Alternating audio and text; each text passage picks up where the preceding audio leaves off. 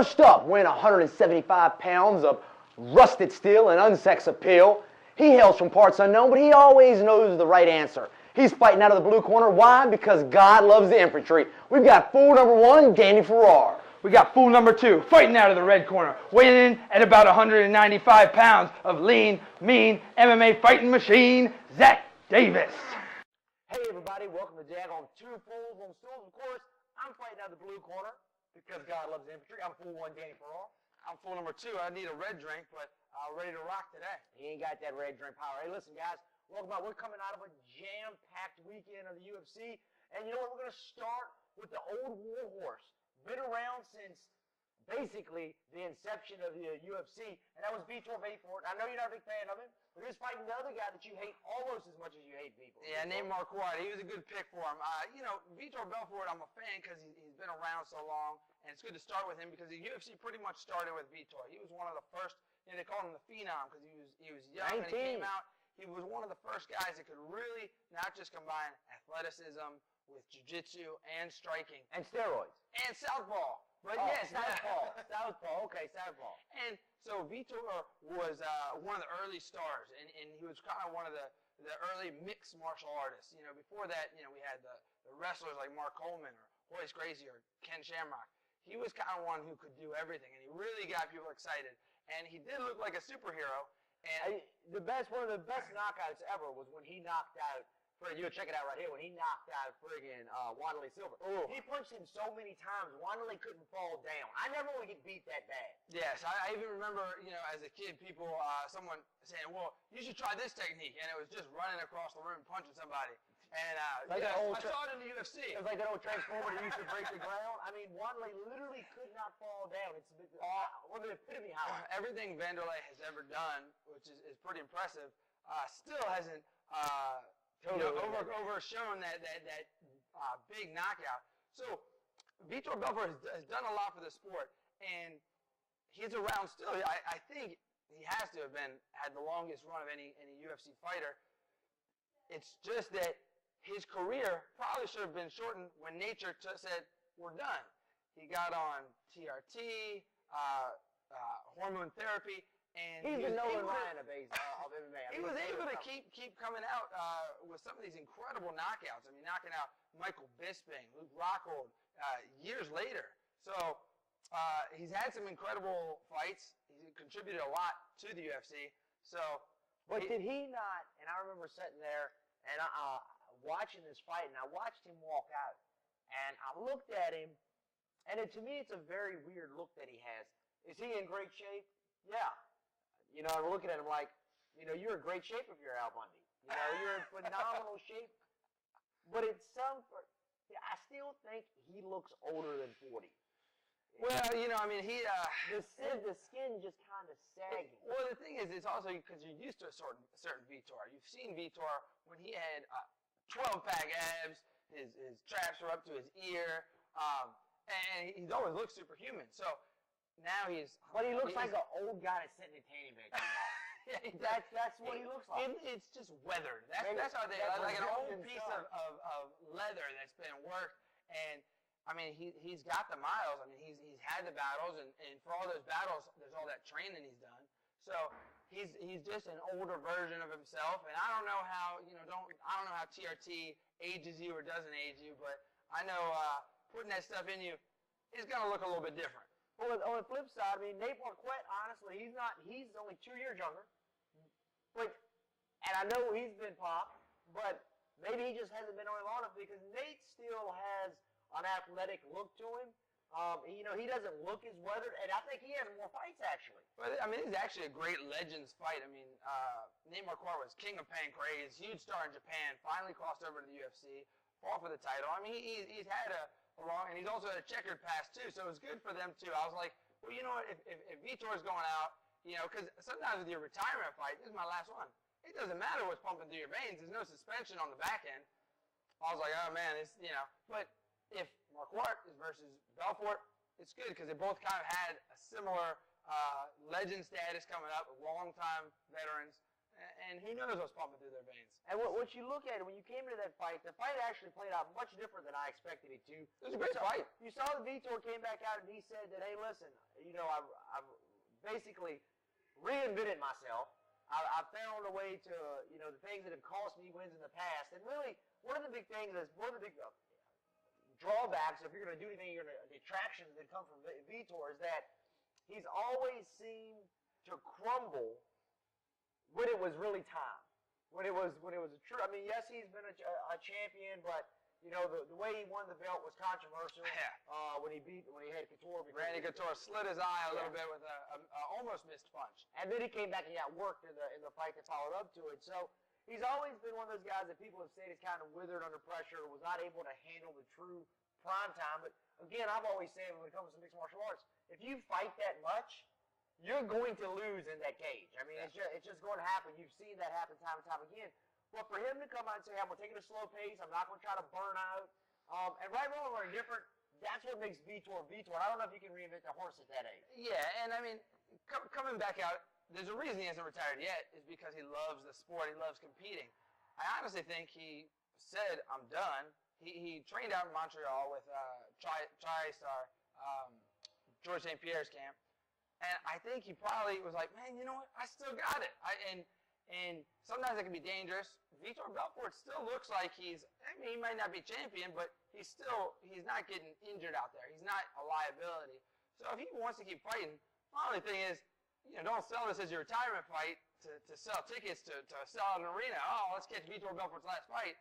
And then change it last second. Oh, I know you guys all came out, flew out because you wanted to be there for my retirement, but I got a few more in me. And the thing is that this is a sad part. This is really, to me, there's only one sad part when it comes to the combat sports, and whether it's boxing, whether it's mixed martial arts. These guys just never seem to leave on a good note. It's just you just stay and listen. I get it. You want to go out on a win. But then you get a guy like this where you beat a good guy, you beat Nate Marquette, you beat him in Rio de Janeiro. Maybe this is the beginning of my run. That's your swan song.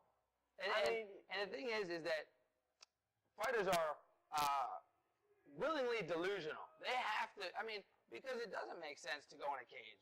You're going there with the best in the world, and it just doesn't make sense. Like, why would we do this? I could make money other ways. And I can lay bricks. Yeah, exactly. I could unless a brick falls on me, I'm not getting hurt doing that. And so they go out there, and every time they say, no, this is it. I still got it. I can be champion. We have the whole division of however many people per division saying, I can be champion. You can't all be champion. Yeah. So, like 40 of you guys, 39 of you are wrong, one of you guys is right. Especially with the Killers and Dak division. Yeah, 185 is a deep division. There's you know what's also kind of funny about 185 is it seems like 185 is the king of the steroids. Well, isn't that odd? Like Yoel Romero had a tainted supplement. He's the victim. Oh, Yoel's tested positive. Vitor's tested positive. Anderson's tested positive. Did Marquette tested positive? Friggin', did Luke ever test positive? No. He's very adamant about it. That was just a lot of Axe body spray. Yeah. Threw off the sensors. All these cats at 185 are, popping up hot. And so you look at these guys and you look at the fight that happened. Hey, Kelvin Gastelum, he tested positive for marijuana. Oh, clearly. That's a helper, though. That ends up bringing you down. You ask Nate Diaz, he's talking about the merits of marijuana. And you have the new guy, I'm going to bone his name up, Borchita, but he looked vicious. Yeah. He was so much bigger. He's athletic. Matter of fact, he is kind of reminiscent of a young Vitor. Maybe there should be some sort of passing of the torch. And that's kind of what I think they were hoping for, but then Vitor, I'm just going to hold on to the torch. Yeah, and maybe, Vitor's always been good whenever they go to Brazil. They're like, well, we want to sell a few more tickets to the arena. Put Vitor on the card. Put Cyborg on the card. And just the Brazilian stars. And, they put Jose Aldo out there. And they're going to need some more Brazilian stars because all the big stars are slowly aging out in Brazil. It was kind of where the UFC has its roots in. So they want to make sure that market's there. They had Gadelha out there. She won, Claudia Gadelha. But that market is always going to be there. It's not going anywhere. I mean, that's the national, and that's probably as close as you get to a national pastime. You know, I was sitting there watching, and I saw all these people in the audience wearing jiu-jitsu shirts. Yeah. I mean, you just don't see that here. Yeah, I mean, I went to Brazil and I was looking for. I was like, hopefully I can find a good jiu-jitsu gym. Do I need to look it up before I got there? It was like Starbucks. There's a jiu-jitsu gym on every corner, and so no matter where you go, there's a place to train. So before we sound out of round one, you got to make that next fight. Who do you put him in there with? Man, I was hoping he didn't. He wasn't gonna have another one. I mean, you gotta find somebody that's a little bit more on his level, down a notch, but still popular. But what the UFC usually does is they're trying to build a star. So I would like to see him with somebody more manageable, but that's not going to be a headlining show. So you probably end up seeing him with someone the likes of Luke Rockhold or Gegard Mousasi, maybe push to get one up. Hey, maybe do a nice torch pass right there. If they're looking for a Brazil card and they want somebody to get to the next level, that'd be a great one. I see them putting him with one of the title contenders who needs to get that push, maybe Mousasi or Luke Rockhold. All right, guys. Hey, we're going to take a break. We're going to shout out from our sponsor. We'll be back in 2. You got a case of the Mondays? Well, let's turn that into a case of the Fun Days. Head over to your local Buffalo Wild Wings because Beer Wings Sports, you have to be here. Hey, everybody. Welcome back. And let's just start round 2 by saying the king is dead. Long live the king. Aldo. You're done, brother. I love you. I can't say the king is dead. He's just been dethroned. You're right. He's D-E-D. He's dead. Max Halloway, if you saw, he had a great performance. And Aldo was able to hang. Aldo won the first 2 rounds in my book. He won them, I thought, handily. 3rd round, started looking tired. And it looked as if, and actually, as soon as that 3rd round started, Aldo was a step slower. Aldo was breathing hard. Halloway didn't look affected. It looked like the same as the first round. And it seemed to me almost like this was all part of the plan. You heard the announcers talking about it. They said Aldo's most dangerous at the beginning.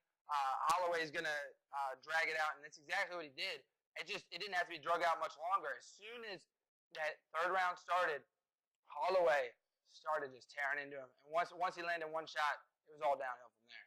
And the thing is, Halloway, and this is what's crazy, because I always thought Jose Aldo was a big 45er.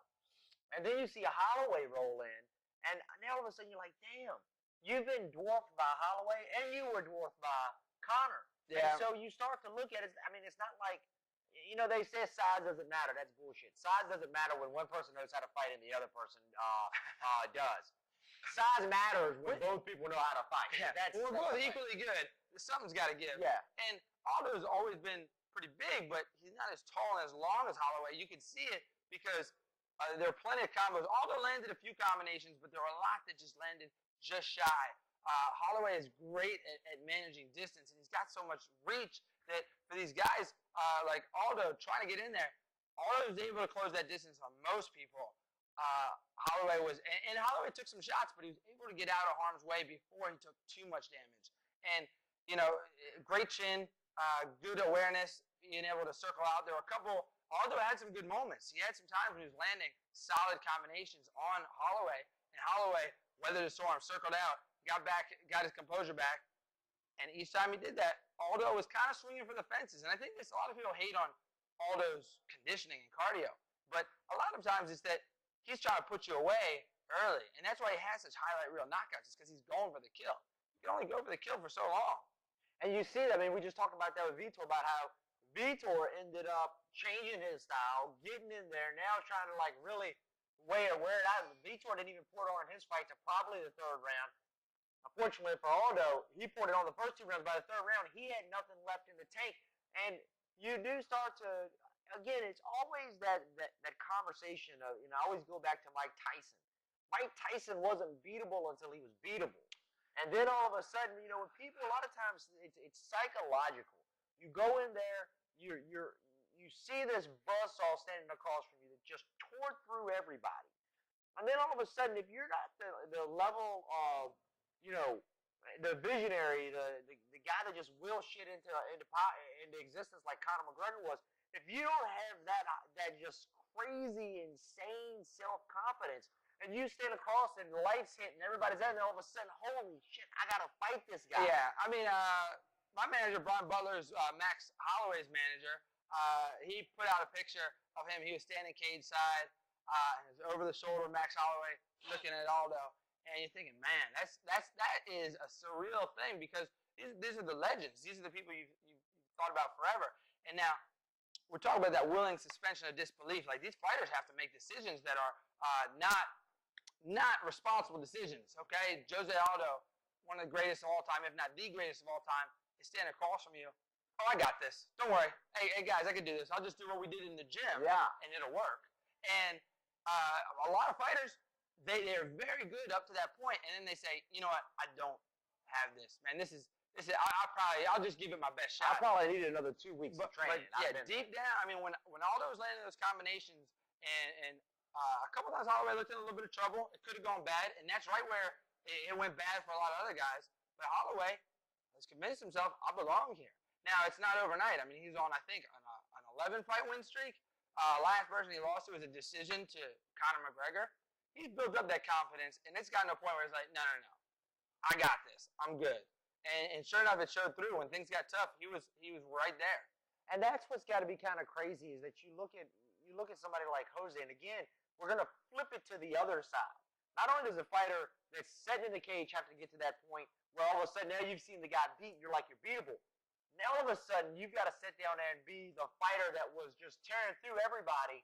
You get knocked out by Conor in 8 seconds.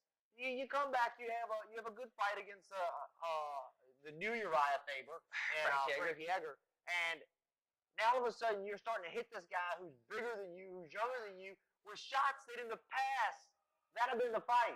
Yeah. And then self-doubt probably starts to creep in. You get tired, legs get heavy. Yeah, Jose had won so many that he never had a reason to question himself, and he was landing the big shots. They weren't happening.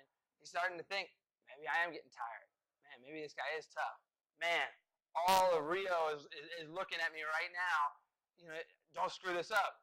And maybe for the first time, being in a position where he's second-guessing his chin, second-guessing his own skills. So that same belief in yourself we were talking about, because when you get to that level, Halloway and Aldo, there's not much splitting them. You know what I mean? We're talking about a fraction of percentage difference between the two of them. And that's why combos are just barely missing or just barely landing. And and at that point, that type of doubt creeping in by the third round, it can be a big factor. And what a lot of people that have never sparred or never done any type of combative training or anything along those lines, a lot of people don't realize that, which we talked about earlier, is that if you get mayonnaise in distance, yes, you may get hit, but you don't get that full, if you ever watch Fight Science where they're like, bow, and the snap of that punch, that's where the power hits, is right there. If you're right here, just a little bit before, it's just enough to not tingle, then it just hurts. It doesn't put you out. And a lot of people are calling for Aldo. He's done. He's gone. Put him in a Legends fight. But he had a great fight. I mean, he won the first 2 rounds against Halloway. And I even felt this way after the McGregor fight. Let's see how he does in the follow-up fight with Edgar. He did great with Edgar. He beat Edgar, and Edgar's very tough. So let him have another fight with somebody else. See, I mean, and everyone takes losses differently. Aldo, he might say, you know what, I don't want to do it anymore. I've won. I've been at the top. I've done what I wanted to. I'm done. Thank you. But if he goes out there and fights, I don't know, one of these guys coming up, Ricardo Lamas or Cub Swanson, and does one of those rematches and looks great, I mean, you can argue for another one. He won 2 rounds against Halloway. He's not a shot fighter. But what you have to look at with Aldo is that Aldo he did have that air of dominance where he was just knocking everyone out, and then all of a sudden we started getting the decisions. Yep. And you could even, God, I can't even think of his name, the Canadian. Mark Hominick. Mark Hominick. Mark Hominick, he put that big thing, but Mark Hominick was coming back and winning that fight in the later rounds. Yep. So all of a sudden you start having these decisions. Let's just be honest. Aldo's pulled out more than dudes on prom night, man. I mean, the reality is the guy is he's hard to get to make a fight. Yeah, people say it's a personal criticism, but it's his body. I mean, you're not one of the greatest of all time doing all these fights, all these training camps without accumulating I'm not some debris in your joints. I'm not knocking it. I'm just saying that when you look at when you're looking at something to make a decision, you got to put all the facts on the table. Listen, Aldo, shit, bro, I probably wouldn't even get I wouldn't even get a punch off of Aldo. Dude, I'm not knocking him for having to pull out. I'm just saying that's part of the facts. So you have to start looking at the totality of the picture. You can't just look at, okay, well, I won 2 rounds. That's great. All right, but prior to this, you've had to go in there and pull out due to injuries that accumulated from being one of the baddest dudes on the planet. You went from just straight, just killing people and blitzing through them to decisioning. Then you end up and you start you get knocked out in 2 of your last 3 fights. The one guy you beat, Frankie Edgar, is arguably the toughest dude to ever lace him up, but he's still really undersized. Frankie Edgar, Frankie even said he could make 135. Yeah, he said he'd be willing to do it only for a title shot. So, he's one of those guys. A lot of the other ones probably need to be moving up. You know what I mean? Aldo had talked about that for a long time, and I think that was his game plan. He said before, he's like, I know how to get Conor McGregor back in the ring, and I think he was going to say, I'm going to win the title here, and then go up to 55 and chase him. And that was, this big plan. Halloway? No, Aldo said this. Oh. And, I mean, that's what we're assuming his plan is that, he wanted to fight McGregor again, get the title at 45, and try to recreate what McGregor had done. But, man, that was putting the cart before the horse. Halloway was not having it. So now Holloway's champion, and we'll see who he fights. But this is actually refreshing for the division. A lot of times these divisions do stagnate. But the 145, it needed this because Conor McGregor came through like a whirlwind, threw all the pieces to the side, left, and now finally, Aldo won again. He's at top. It's a whole bunch of rematches of things we've already seen. You want to see Aldo versus, I don't know, Mendez or Cub Swanson again? Not really. But now Halloway, new blood at the top. All these guys are hungry. They say, well, I lost to Aldo, but I can beat Halloway. I can do that one. And the UFC says we can sell that. So the division has a new blood, lifeblood in it. So in terms of Aldo, maybe he retires, maybe he has some more fights, maybe he's an interesting contender.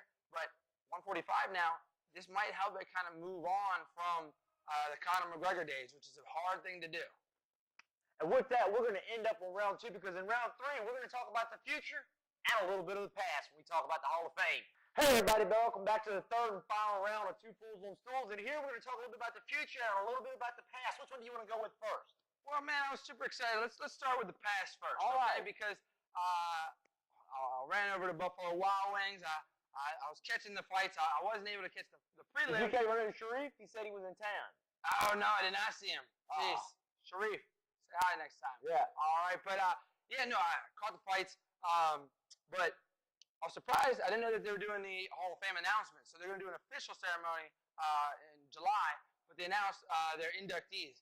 First one, Uriah Faber, well-deserved, super excited. What are your thoughts? What's his legacy? I am probably one of the biggest Uriah Faber fans out there. One of the things that I hate about Uriah as far as, he doesn't get the credit he deserves. To me, he was the first 145-pound champion of the UFC. I mean, WEC was simply the lower weights of the UFC. A lot of folks look at him and go, well, he never won the big one. You're wrong. He won the big one before the big one was even a big one. I mean, he took that division, put it on his back. And arguably, I always go back and forth with who I think the 2 toughest fighters ever were. And they're the little guys. They were Frankie Edgar and Uriah Faber. When Uriah Faber broke both hands fighting Mike Brown and just started throwing elbows for the rest of the fight, I mean, he already got short arms. It was just like blah, blah. Yeah, and when you see that picture he put after fighting Jose Aldo, his entire leg was changed color. It looked like that was dangerous. That was dangerous for his life. Yeah, I mean, you I don't know, blood clots or whatever. And you talk about not winning the big one, but he did win it beforehand. But the bigger thing was that he created the big one. There wasn't a 145-pound champion. If Jose Aldo came WEC may not. He's very much like Ronda Rousey was. Yep. WEC may never have got picked up. They may not have ever added those weight classes had it not been for what Uriah did. And he kind of redefined the game in some ways that a lot of people miss. It's creating Team Alpha Male. He showed, how a gym can be run. He created his own instead of getting sponsorships, he created his own brands. So he showed fighters that they can kind of build their own brand, which he had done. I mean, he was a California kid coming out to California love. He It's very, you just always kind of get that feel of what a Uriah Faber fight is going to be like. So he was great about building his brand. He's always kept himself relevant, and now you're still seeing him with his influence. Now his students, Cody Garbrandt and T.J. Dillashaw, are fighting for the title. So to have that type of lasting impact on the sport, he's surefire Hall of Famer. Well, like they said, true leaders don't create more followers; they create more leaders. And Team Alpha Male, the premier. I mean, everyone knows it as the premier for little man training. I mean, I don't mean that sounds horrible when I say it like that, but I don't mean it like that. You gotta have a specialty. The lower weight classes, he ran with it. One of the things I have so much respect for him is that he went out, he had purchased his own house, put his own fighters up in it, and that's part of the reason why I hate T.J. Dillashaw so much. You son of a bitch. I mean, no, T.J. said you do the same thing for money. No, I wouldn't. I mean, you're not at the dance if that guy doesn't let you, if Daddy doesn't let you drive the car there, okay? So be happy that he loans you the vehicle. Yeah. Yeah, so they had some other ones there. One guy that we're starting to see his value now, even more so, Silva. Not talking Anderson Silva. Not talking Not talking Vanderlei. So not even talking about Bigfoot Silva. Oh, Eric Silva. We're talking about the most important Silva, Joe Silva. What are your thoughts on him? Again, you alluded to it, is that matchmaking is one of those weird things. It's an extremely underrated game. You sit there and you're like, if a fight comes together and it's an amazing fight, like, of course that was a great fight. Of course you put them together. But if it's a bad fight and then again it's like, God, this is horrible matchmaking. But where matchmaking really comes into play is matchmaking is chess. How am I positioning the division after this fight? Who can I put together to be able to sell a fight? Because sometimes you sit there and you see it done all wrong. You put your 1 and your 2 against each other, and that's why people are always talking about, why don't we just fight according to the rankings? Because, you idiot, you would lose 2 title challengers in that. Yep.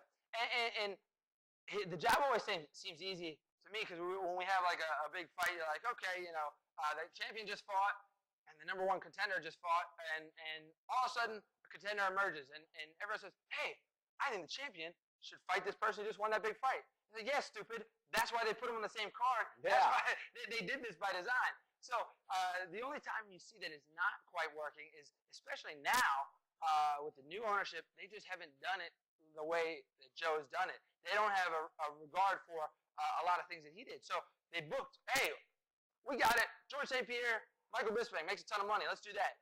And all of a sudden you see all this chaos that comes from them doing it their own way. They're not following a system or not looking ahead. Which is why he was such a surprise let go.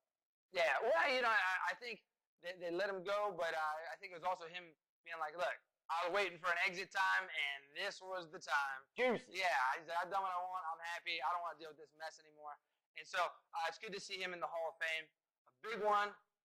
I was surprised to see it, because I don't know how the Hall of Fame officially works, but they had Kazushi Sakuraba, the Pride King, and because he only had one UFC fighter, they bought it, and it was a nice thing for them to do.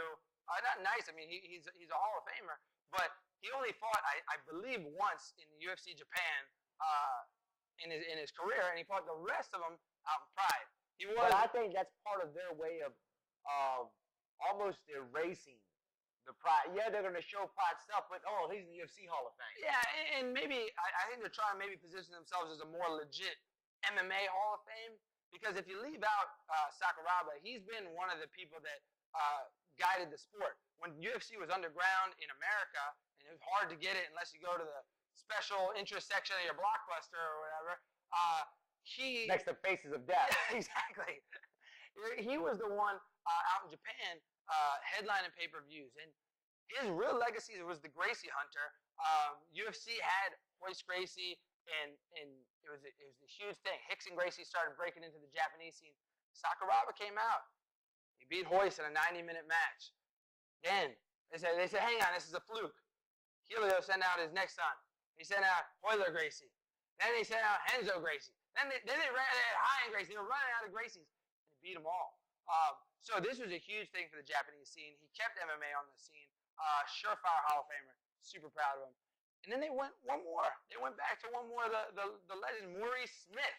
I don't know how far you guys all been watching, but Maurice Smith, I think he was the first heavyweight champion out in UFC maybe 1 through 10. I don't even remember the numbers back then, but he was one of the first guys to be successful with kickboxing. It had been dominated by jiu-jitsu and wrestling. One of the first guys, kickboxing background, able to hold it down in the UFC. So 4 awesome Hall of Famers, super excited about it. Did they get a yellow jacket? You know, I don't know the real thing. I think they gave him a little speech at the UFC Fan Expo. So the UFC They get a cool little Octagon plaque, and it works out well. yeah, I think it's good. It's nice for them to at least be recognized. I think the UFC had to do it. You know, I mean, they're becoming a big sport, and I think it also sells their UFC Fan Expo. Okay, hang on, we're gonna bring the legends in. Everybody come out. So July 8th, they're all being inducted. So super proud of those 4. Good pick on all 4. Well, let's look towards the future. And first of all, let's jump into somebody that we didn't even talk about before the show. Let's talk about Cyborg. It looks like Cyborg's going to have fought the law, and the law's going to win. Because Dana White said, listen, she hit the absolute worst person she could have punched. He's like, of all the people that you could have punched, of all the time it could have been warranted, you picked the absolute wrong one. And you saw Angela, we talked about her last time. Honestly, I just think she's a piece of shit. I mean, she's like, I got a bunch of sue-happy lawyers ready to go. And I'm just like, well, Angela Magana even got kicked off her team. Brandon Vera released. Oh, Brandon Vera fried her. He laid it down. Sometimes people try to do it. You know, hey, I'm the head of Alliance, and I'm going to do this diplomatically. No, he did not. I think he called her the C word. I can't even. We can't even sit on 2 phones. Give me a. But yeah, he said we don't condone this. This isn't part of what we're about. You're out right now. And I mean, it was great. I think it put them in a good light for sticking. Everybody likes him now. Yeah. And so Angela Magana's looking to sue. I'm not sure. Has it actually gone through yet? I don't know if it's went through. I know that she tweeted. She's like, hey, I got a bunch of sue-happy lawyers. You know what? I think at some point in time, if you want to have a career, if you want to be respected, you know, and maybe you don't give a shit about that. Maybe you just don't care. Maybe it's like, hey, listen, just show me the money. But if you want to, you don't go after somebody, and this is where your body of work, this is where your character comes into play. And listen, people, whether the UFC won't push her or not, a lot of people love Cyborg. Yep. And so for you to sit down there and go after her, and, you know, right now everything's fresh on the 13 Reasons Why on TV. I'm trying to work my way through that series. You see what bullying does, and you know what? She just eventually snapped. Well, you know what? I think actually this is going to be, in some strange way, there's 2 outcomes it could be, but I think it's going to be good for Cyborg because Magana has finally, like, all the way made Cyborg a sympathetic figure. Angela made the ultimate heel role, not just in making fun of her appearance as she's helping out of the hospital with sick kids, but then she sticks up and we're all like, you know what? I'm glad someone finally stuck it to the bully. I support that. And she's going to sue her, and all of a sudden, like, what the hell? And it's like a Karate Kid part 5. This is great. I mean, you know, I think the subjectivity of the law will finally be like one of those good things. Some people are kind of like, well, if you punch somebody, this should be the punishment. But the judge, I think, is going to take it into account and say, hey, you were being an asshole. You did all this. I would have hit you. All right. You get 30 days community service, or you get you gotta talk to this. I'm just curious how it's going to work because she lives in Brazil. How does this? It might be a financial fine, but the financial fine is gonna be worth it because she's gonna be worth more. The only thing I think about this though, the UFC kind of put themselves in a hard position with the 145-pound division. Their champion, Jermaine Randami, doesn't want to fight Cyborg. The whole division was created because Cyborg was a star, and now you can't get the champion to fight the person that was there for it. You don't have a division. This might be Dana White's opportunity to back out of this. And if she has legal things and they don't have a division and this whole thing was like a big mistake, this would be an easy segue for them to say, you know what, sorry, 145 was a mistake. Until you get your legal stuff in, we're gonna back off the division. And because right now that division's a bigger mess than anything else. I don't think they can back off the division. They can back off Cyborg, which would be sad, but they could do that and get somebody in there, have an interim title fight or what have you. Well, not even an interim title fight, just have somebody else fight her for the title. Let's jump back a week. Let's talk about Gustafsson. We're going to jump back a week to Gustafsson, but he jumped himself, and they'll find him poised to be the #1 contender for John Jones. Yeah, Jimmy Manoa was looking to be the next one at 205, and 205 just really needed this, and they needed a little bit more because it's such a top-heavy division. And it's so top-heavy that John Jones can't even fight, and he's still the main relevant one. So John Jones is fighting Daniel Cormier, and after that, there wasn't really this big queue of contenders. I mean, Jimmy Manoa beat Corey Anderson, but Jimmy Manoa, if you're not on Two Fools on Stools or watching it, you probably never even heard of him. You wouldn't recognize him. Gustafsson came out there, took it to Glover Teixeira. I mean, he just uppercutted him. Yeah, he had some of the best uppercuts we've seen in MMA. Long range uppercuts. It's harder to work them, the uppercuts in MMA than it is boxing, where you get in real tight. And he was able to land them at will on Glover. I think, and the argument can be made that really the way it needs to play out is if DC loses, which I'm pretty sure DC will lose, Gustafsson can claim. I mean, there's a legit claim that he was the only person to ever beat Jones. I mean, I know Jones ends up coming out of decision, but Jones was busted up in that fight, and I think the decision could have went anyway. I actually had Gustafsson winning that fight. Yeah, and that fight does have some intrigue to it because Gustafsson, and sometimes when you're watching a fight of that magnitude, you think when the contender's just hanging in there with John Jones, you're like, man, this is so incredible. He's hanging in there. And sometimes you're kind of blinded by them doing well with him as to who's winning. But he gave John Jones the best battle he's had. So everyone was clamoring for that rematch until, John Jones had all sorts of personal issues. So that rematch would be a great one, easy to sell. And plus you have the element of John Jones saying, I didn't really train for that fight. But then he also had a layoff. So there's a lot of wild cards that fit in. Good enough coke. Yeah, I know. He said, I got off it. Now I'm going through withdrawal. So, I think Jimmy Manoa might be left in the cold trying to come back in there. It'd be a tough one for them to sell. But that 205-pound division, the good thing is now at least the UFC has options. Okay, are we going to go with Manoa? Are we going to go with Gustafsson? Who else can we work in there? So it's good for the division. Let's round out the show. We talk about what's not an option. Listen, Mr. Butler, I love y'all. I love Halloway. I love everything they got going on. But Halloway, my brother, you're off base if you think that Conor is going to beg you to fight. There's no win for Conor to take that fight. He doesn't want to go back to 145. Yes, Halloway could go up to 155, but you're not going to let. I really do think that the UFC is going to be very quick to say, listen, we're over this super fight stuff right now. Either we're going to see Conor fight Floyd, or we're going to see Conor defend against a true 155er and see how that plays out. But there's no intrigue there. Yet the best you could say, you took him to decision, and no one wants to come in. The best thing is everybody's angling for that fight because that's the money fight, and it's the right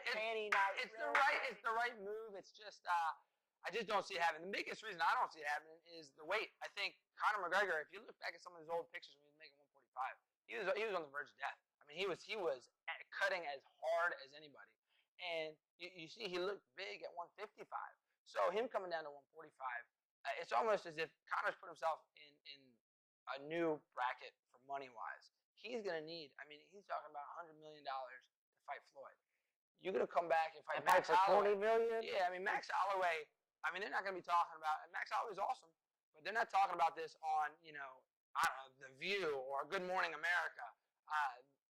Mayweather and McGregor gets that kind of airplay. They're going to get people who don't even really know if this is boxing or MMA. Holloway's a hardcore fan's favorite, so he's angling for it. I just don't see McGregor cutting that much weight for regular UFC money. If Conor lands this fight with Floyd, let's be honest. Do we ever see Conor back in the UFC? I mean, that's a swan song. Win, lose, or draw, you go out, you lose that fight, you make $50, $60, $100 million for that fight, probably more than that, probably at least $100 million. Dana said that he thought it'd be a great 50-50 split. Why, like you said, what is the point of coming back? And UFC is not going to pay him $100 million to fight Max Holloway. Well, they don't even have it because UFC. I mean, sometimes people are like, oh, he deserves this, he deserves that. Well, if it's not being made, you can deserve. I'm sure Dana White would like to pay all of his fighters $100 million. All right, it just because he's making billions. Yeah, exactly. Billions. So Conor McGregor, when he comes back, and I've tried to envision the scenario. The only one I can think of is maybe a Conor McGregor versus George St. Pierre would be a big enough fight that it would be interesting to McGregor. It would still probably be only $40 million or something. And this is one of those times where you become like a victim of your own success, right? You do so well, you literally put the UFC on his back and carried it. We talk about people that have carried the UFC. We talk about Tito did it for a while. Chuck did it for a while. GSP Anderson, yeah. But I mean, they were great fighters. They had great win streaks, but they really weren't big pay-per-view draws. All of a sudden, in comes this the dude from Ireland, throws it on his back, carries it to a level that no one has seen. And I don't see anybody in the near future that's going to be able to maintain that type of charisma that he had.